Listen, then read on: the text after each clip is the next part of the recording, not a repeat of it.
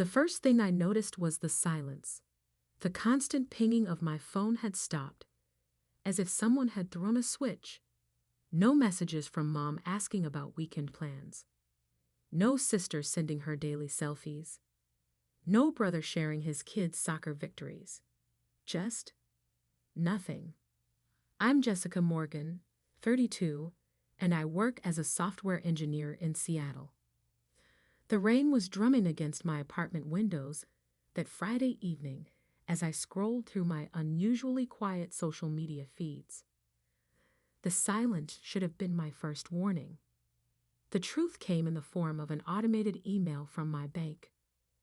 Thank you for your recent transaction of $44,000 at Mountain Peak Resort and Spa. I blinked, then blinked again. I hadn't made any such transaction. With trembling fingers, I logged into my online banking. The payment had indeed gone through, draining most of my savings account. The transaction details showed it was processed using my saved payment information. Only 3 people had access to those details: my mother, my sister Amanda, and my brother Michael. I'd given them emergency access after Dad passed away 2 years ago, wanting to ensure they'd be taken care of if anything happened to me. I called Amanda first, straight to voicemail. Michael? No answer. Mom's phone rang once before disconnecting.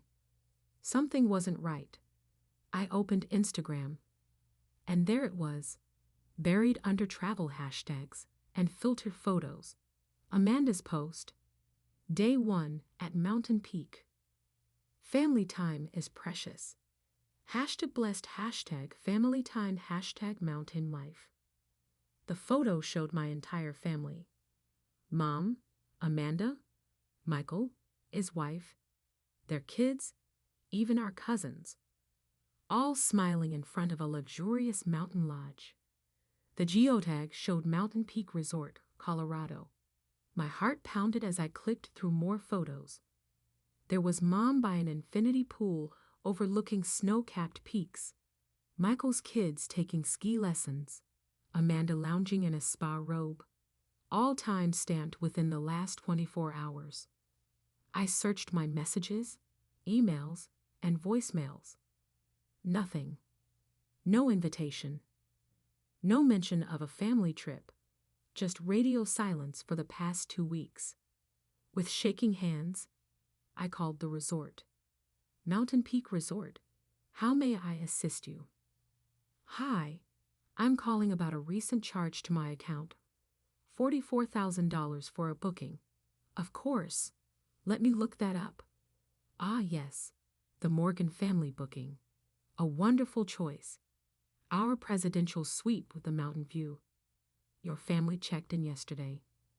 Was there any communication about this booking? Yes. Your sister Amanda handled everything. She had all your payment information and authorization codes. She mentioned you couldn't make it due to work commitments but wanted to treat the family. The room spun. I gripped my desk for support. I never authorized this. I never even knew about it. Silence on the line. Then, I see. Would you like to speak with our fraud department? Would I? They were my family. But they'd stolen from me, used my money without permission, excluded me from my own gift. Yes, I said quietly, and please connect me with security. What followed was a blur of reports, documentation, and recorded calls. Amanda had indeed used my information, claiming to be my authorized representative. She'd booked the presidential suite for 10 days, complete with ski passes, spa treatments, and private dining. As I filed the police report, my phone finally lit up with a message from Mom. Honey, why is resort security here? Amanda said you approved everything. She told us you declined to come because you're too busy with work, as usual. Don't make a scene. You're embarrassing the family. Too busy with work. I hadn't even known about the trip. I typed back. Interesting story. Did she also tell you she stole $44,000 from my account? Security isn't there by accident, Mom. I'm pressing charges. The response was immediate. Do you dare? We're family. Family. The word hit like a punch to the gut. Family didn't steal. Family didn't lie. Family didn't exclude. I called the resort back. Ms. Morgan, security has spoken with your family. They're resistant to leaving. What are my options? As the cardholder claiming fraud, you have several. We can involve local law enforcement, or we have a sister property in town. More modest, but comfortable. They could be transferred there, at their own expense, of course. I thought about Amanda's Instagram posts, Mom's defensive message, the years of being taken for granted because I had a good job and no kids. No, I said firmly. Call the police. I want them removed, and I want it documented. I'll email you the fraud report and police case number. Very well. And Ms. Morgan? I'm sorry this happened to you. I hung up and opened my laptop, pulling up the resort's security cameras through the guest portal. Time to watch justice in action. The scene unfolded like a reality show. 2 police officers arrived at the presidential suite. Amanda answered the door in her spa robe, champagne glass in hand. Her face fell as they explained the situation. Mom appeared, waving her phone. But we're family. She's just being difficult. Michael stood silent, his wife hurrying to pack their kids' things. The officers were professional but firm. Mom, unauthorized use of someone's banking information is fraud. You can leave voluntarily, or we can handle this differently. Amanda burst into tears. She's just jealous. She always ruins everything with her rules and boundaries. Rules and boundaries. Like, don't steal my money. And don't lie about me declining invitations I never received. I watched as they were escorted out, designer luggage and all. The perfect family vacation, imploding in real time. My phone exploded with messages. Amanda, how could you? Michael, the kids are crying. Hope you're happy. Mom, I raised you better than this. Thousands. What's going on? I responded to only one. My brothers? You're right. The kids are crying. Maybe explain to them why stealing is wrong and actions have consequences. Then I blocked them all, opened my banking app, called my lawyer. The next few hours were productive. Filed formal fraud charges. Removed all family members' access to my accounts. Documented everything for small claims court. Canceled the joint cell phone plan I'd been paying for.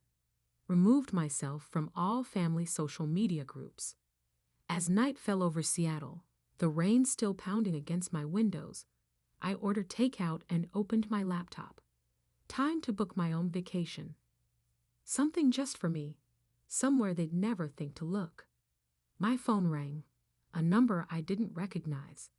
I almost ignored it, but something made me answer. Jessica? It's Aunt Kate. I just heard what happened. I braced myself for more guilt trips. I'm so sorry, she continued. I was invited last week but declined when Amanda said you weren't coming. Something felt off. I should have called you directly. I felt tears forming. Thanks, Aunt Kate. Listen, I have a cabin in Montana. Next weekend? Just us. No drama.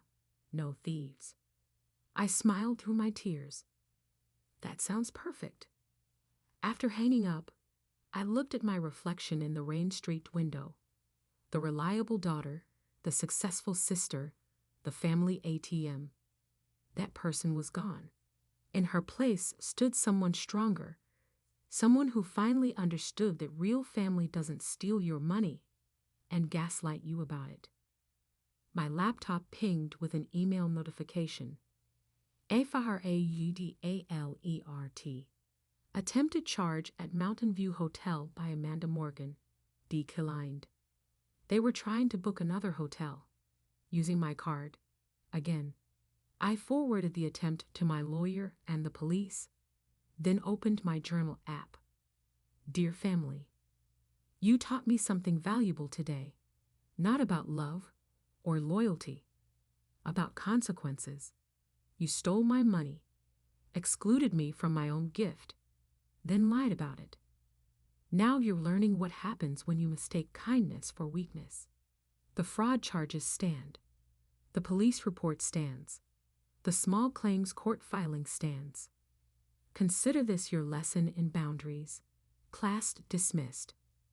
Love, Jessica. I closed my laptop and walked to the window. The rain had stopped. Sometimes the clearest skies come after the biggest storms. My phone lit up with a notification. Amanda's latest Instagram post. Stranded in Colorado. Hotel won't take my card. Can anyone help? #family emergency. I smiled and turned off my phone. Let them figure it out. I had a cabin in Montana to pack for. The fallout was nuclear. By Monday morning, the family had split into two distinct camps. Those who supported my decision to press charges, and those who claimed I'd destroyed the family over a simple misunderstanding.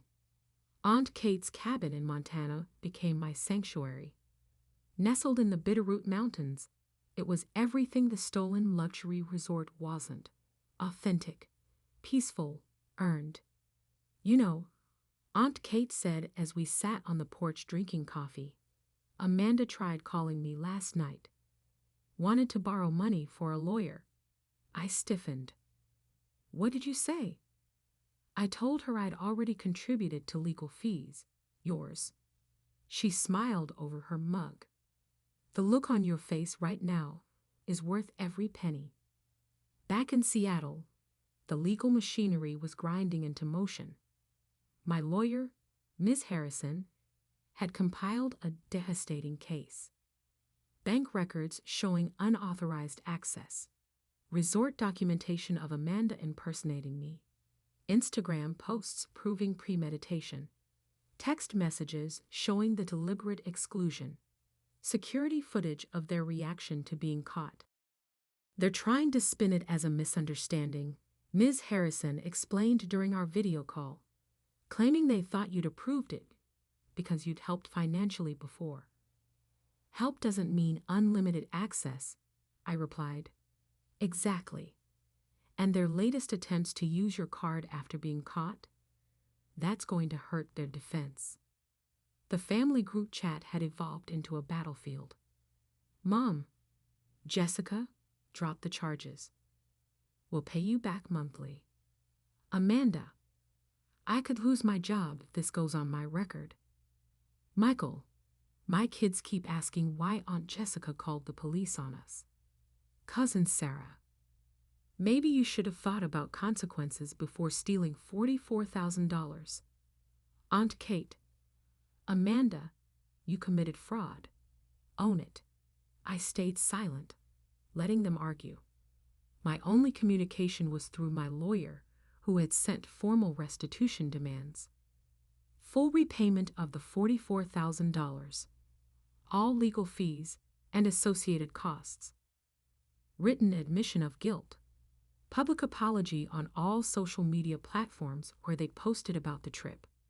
Amanda's response was to post a tearful Instagram story. Sometimes those closest to you hurt you the most. Family should be about forgiveness, not revenge. #pray for us, #family drama. The comments were enlightening. Girl, you stole from your sister. Forgiveness comes after accountability. Playing victim after committing fraud. Classy.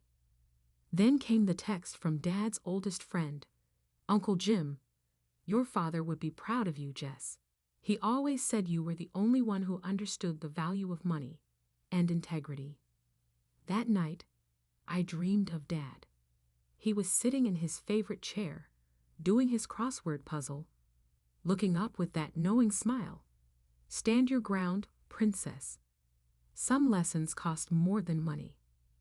I woke up to 3 significant emails.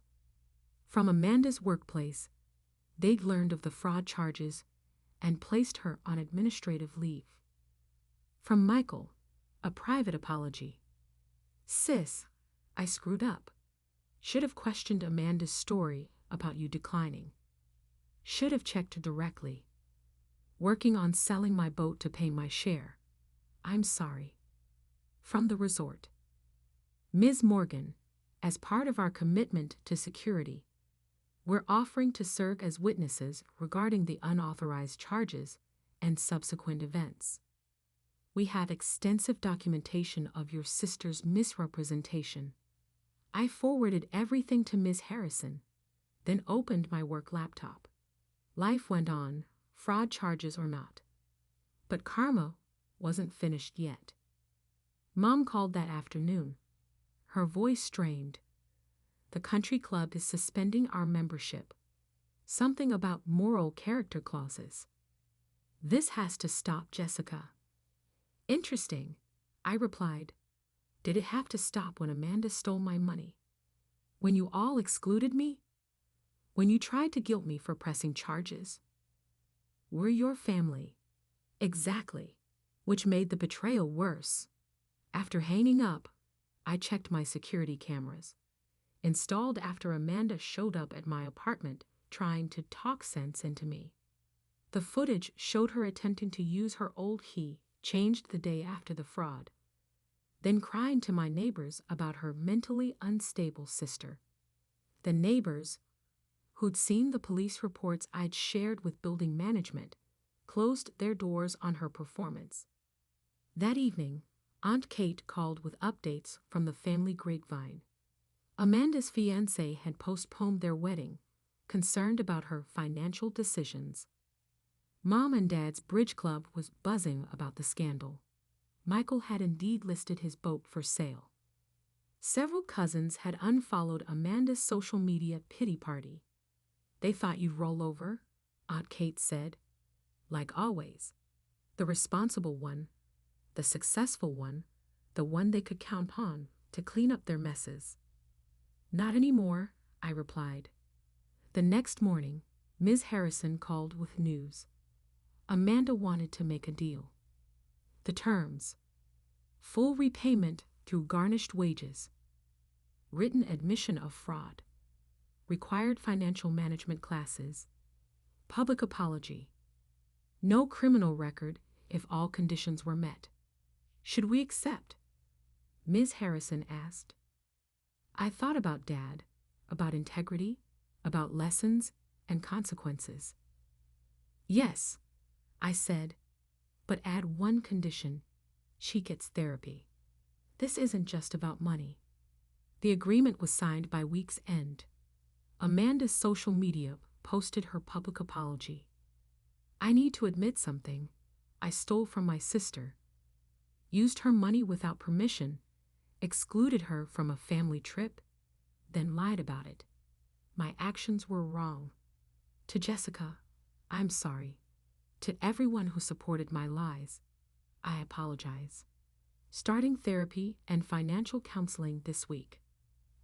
#personal growth #accountability. Mom called immediately. Are you happy now? She's humiliated. No, Mom, she's accountable. There's a difference. Michael came through with his share first. The boat sold quickly. His wife sent a separate note. Thank you for teaching our kids about consequences. They needed to see that family name doesn't excuse bad behavior. The epilogue came in unexpected ways. Amanda's therapy revealed deeper issues about competition and jealousy. Michael started his own business, no longer depending on family handouts. Mom joined a support group for parents navigating adult children's conflicts. The resort upgraded their security protocols, using my case as an example. And me.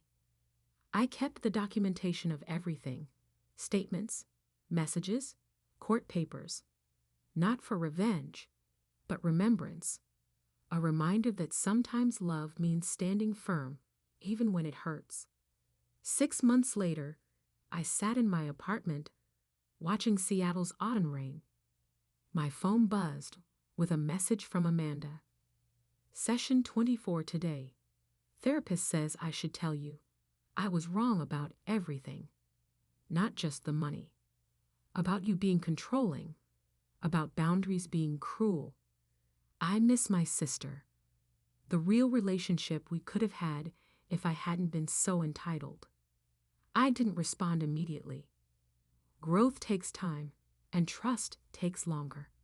Instead, I opened my journal and wrote, "Sometimes the biggest theft isn't money.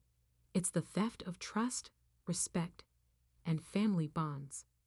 But sometimes, losing everything is the only way some people learn to value anything." 1 year after the Mountain Peak incident, I sat in my favorite Seattle coffee shop, watching holiday shoppers hurry past in the December rain. My phone lit up with a notification. Amanda had made her final restitution payment. The journey to this point had been transformative for everyone involved. Weekly therapy had peeled back layers of Amanda's behavior, revealing a pattern of competitive jealousy that had started in childhood. She finally admitted that the resort skiing wasn't just about a vacation. It was about proving she could win at being the family favorite. My laptop pinged with an email from her therapist. "Ms. Morgan, with your sister's permission, I'd like to invite you to a joint session. Amanda has made significant progress, and family reintegration is our next step, if you're willing." I sipped my coffee, considering the invitation. The past year had taught me to protect my boundaries while remaining open to genuine change. Amanda's transformation seemed real. Her social media had shifted from manufactured perfection to honest reflection. Her latest post was telling. Lesson learned. Having a sister who loves you enough to hold you accountable is better than having one who enables your worst behavior. #personal growth, #therapy, #reality. Mom's evolution had been slower, but steady. After the initial shock wore off, she joined a parent support group that helped her understand her role in enabling the dysfunction. Last week, she sent me an email that made me cry. "Sweetheart, I've been reading about financial abuse in families. I never saw it before. How we all took advantage of your success. How we justified it because you were the responsible one. I'm sorry we turned your strength into a burden." Michael had perhaps changed the most. Selling his boat was just the beginning. He started a successful consulting business, enrolled in financial management classes, and made a point of teaching his kids about integrity. Remember when Aunt Jessica stood up for herself? That's what real strength looks like. Even the extended family dynamic had shifted. Holiday gatherings were no longer about showing off or competing. They became smaller, more authentic celebrations. Those who couldn't respect the new boundaries simply stopped coming. Aunt Kate remained my steadfast ally. Her cabin in Montana became a quarterly retreat where we discussed family progress over wine and board games. You know what's interesting? Amanda's actually becoming likable now that she's not trying so hard to be liked. The fraud case had become a case study at the resort's parent company. They implemented new security protocols and family booking policies. The manager sent me a holiday card. "Your courage in pressing charges helped us protect other families from similar situations. Sometimes the right thing isn't the easy thing." I finally replied to Amanda's therapist. "I'll attend the session." The meeting was scheduled for next week. As I marked it in my calendar, Another email arrived from Amanda. Sis, made my final payment today, but I owe you more than money. I owe you an apology for every time I used your success against you, manipulated family events to exclude you, played victim when you set boundaries, tried to make you feel guilty for my choices. The therapist says guilt and shame are different things. Shame makes you hide. Guilt makes you change. I'm not hiding anymore. Remember when we were kids and I cut up your favorite sweater because Mom said you wore it better? That's when it started, trying to tear you down instead of building myself up. I'm not asking for forgiveness yet. I'm asking for a chance to show you who I'm becoming. Amanda. I showed the email to my own therapist. Yes, I'd started therapy too. Learning to maintain boundaries without building walls is its own journey. What do you think? She asked. I replied slowly, that sometimes the biggest gift you can give someone is the space to become better. The family group chat had evolved. Instead of dramatic announcements and passive-aggressive comments, it became a space for honest communication. Mom. Weekly support group reminder. Topic is breaking generational patterns. Michael. Kids business fair next week. They're selling handmade stuff. Earned their own supplies. Amanda. Day 365 of therapy. Grateful for second chances. Me. Proud of everyone's growth. Coffee next week? The responses were simple thumbs up emojis. No drama. No performance. Just acknowledgement. During our joint therapy session, Amanda brought a box of old photos. One showed us as children, building a snowman together. I want that back, she said quietly. Not the pretending, not the competition. Just sisters. It'll take time, I replied. I know. I've learned patience. The therapist smiled. That's a good place to start. After the session, we walked to a nearby cafe, our first solo meeting since the incident. Amanda ordered a plain coffee instead of her usual complicated custom drink. No more pretending to be someone I'm not, she explained, catching my surprised look. We talked about real things, her struggles with therapy, my challenges with trust, the family's ongoing transformation. No filters, no performance, just truth. As winter turned to spring, the changes solidified. Monthly family dinners became casual potlucks instead of competitive showcases. Social media posts showed real moments, not staged perfection. Financial discussions were open and responsible.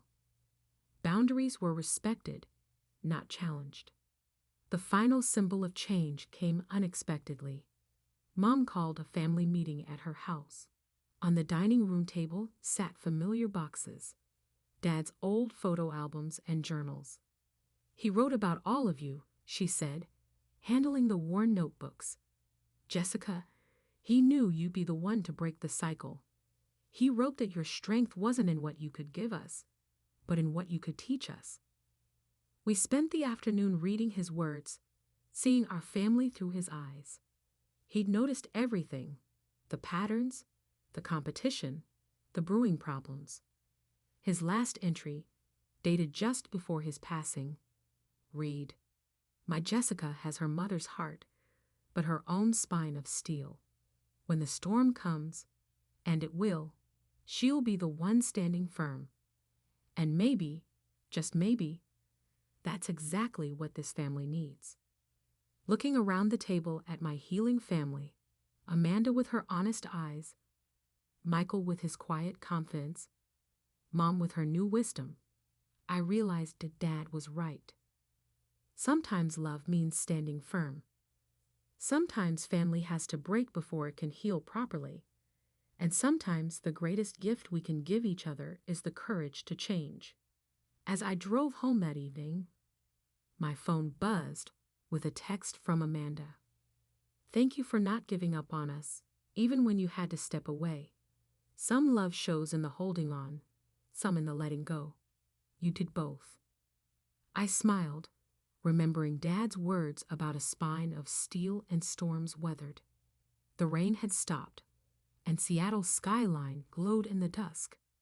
Sometimes the clearest views come after the darkest storms. 2 years after the Mountain Peak incident, I stood in front of the same resort, this time as an invited speaker for their annual security conference. My story had become a cornerstone of their corporate training on family fraud prevention. The hardest fraud to prevent, I told the audience, is the kind that comes wrapped in love and family obligations. The presentation ended with unexpected applause and a series of questions about family dynamics and financial boundaries. Afterward, the resort manager approached with a proposal. We'd like to offer your family a complimentary stay. All of you, a chance to rewrite the story, perhaps. I thought about how far we come. Amanda was now a financial counselor, using her experience to help others recognize toxic patterns. Michael's consulting business had expanded to 3 states. Mom had become an advocate for healthy family boundaries in her support group. Let me ask them, I replied. The family group chat had evolved into a space for honest communication. Me. Mountain Peak offered us a family stay. Thoughts? Amanda. Only if everyone's comfortable. No pressure. Michael. Kids would love it, but we split all costs beyond the room. Mom. Maybe it's time to make new memories there. The responses showed how much had changed. No manipulation, no guilt, no assumptions about who would pay. We planned the trip meticulously, with clear agreements. Each family unit covers their own extras. Separate rooms, not a shared suite. Everyone respects privacy and plans. No social media performance. Daily group check-ins. The return to Mountain Peak was surreal. Same lobby, different family. Amanda checked in quietly. No designer luggage this time. Michael's kids carried their own bags, proud of earning their spending money. Mom brought photo albums, not for show, but for healing. The first dinner together was in the same restaurant where they'd celebrated without me 2 years ago. Amanda raised her glass. To lessons learned the hard way, and to the sister who loved us enough to teach them. The week unfolded naturally. No forced activities, no competitive sharing, no financial manipulation. Just family, finding their way back to authenticity. One evening, I found Mom crying over Dad's journal on her balcony. He wrote about this place, she said. He wanted to bring us here, show us his beloved mountains. But he worried we'd turn it into a competition and miss the real beauty. He was right. And now? Now we see it. Finally. The transformation showed in small ways. Amanda declining expensive spa treatments. Not in my budget this month. Michael's kids saving half their souvenir money. Dad taught us about delayed gratification. Mom posting a simple sunset photo. No filters needed for real moments. On our last night, during a quiet family dinner, Amanda handed me an envelope. What's this? Open it. Inside was a document. She'd become certified as a financial counselor specializing in family dynamics. You inspired this, she said, turning our worst moment into something helpful for others. The final morning, as we checked out, the resort manager smiled. Different family than last time. Same family, I corrected, just healthier. Back home, life continued its new pattern. Monthly family dinners remained casual affairs. Financial discussions stayed open and honest. Boundaries held firm but flexible. Dad's journals became our family compass, His last entry now hung framed in all our homes. Family isn't about perfect moments captured for show. It's about real moments captured by heart. My children will learn this someday. And when they do, they'll find their way back to each other. The Mountain Peak incident, as we now called it, became our family's turning point, not because of the money, but because it forced us to face our truths. Love without respect isn't love. Family without boundaries isn't healthy. Growth without accountability isn't real. Healing without honesty isn't possible. Last week, Amanda's client shared a familiar story: family financial abuse wrapped in obligation. She called me that evening. "Remember how angry I was when you pressed charges?" Today, I heard myself in that client's sister. The entitlement, the manipulation. Thank you for breaking that cycle. The latest family photo sits on my desk. No filters, no staging, just us in the mountain sunshine. Different people than we were 2 years ago. Stronger, honest, real. Sometimes the biggest frauds aren't about money. They're about the lies we tell ourselves about family, love, and obligation. But sometimes, when those lies are exposed, truth can build something better than perfection ever could.